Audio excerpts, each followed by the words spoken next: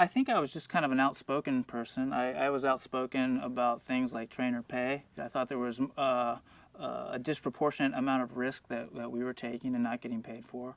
We were asked to convey to the public that these tooth flushings that we do with the killer whales was superior dental care. I always thought it was odd that we were being pressed to say this. Really what we were doing was we were flushing dead fish out of the pulp cavities of their teeth. And the pulp cavities of their teeth were a consequence of them busting their teeth on the steel gates that are used to separate them in these captive environments. Now, to put on a public performance with large predators like killer whales, you have to separate them because you can't have a free-for-all in the front pool. But to do that, you have to put steel gates between them. And what I observed while working there was that these animals would do something called jaw popping at each other, which is kind of like a threat display. And so they'll charge the gates.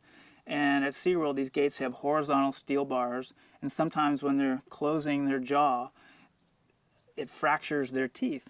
And these barbaric pulpotomy procedures that the vets do with a variable speed drill, and then it leaves an open hole, a cone of enamel, so to speak, with a hole that goes all the way down into the jawbone, and that can lead to bacteria getting in there. If these fractures are left the way they are, the pulp will form a pulp cavity that will tend to collect fish debris and create a focus of inflammation in the tooth. And this can lead to germs, bacteria in the bloodstream.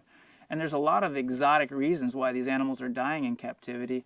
And as a physician myself, I'm pretty confident that they're getting an infusion of bacteria through their open teeth. And this is all a consequence of captivity. Of course, two things in the natural environment that are completely different. Number one, animals can run. They can't run away when they're in this small space. So in these environments, they don't have that option. So they resort to these threat displays. And a consequence of that is broken teeth.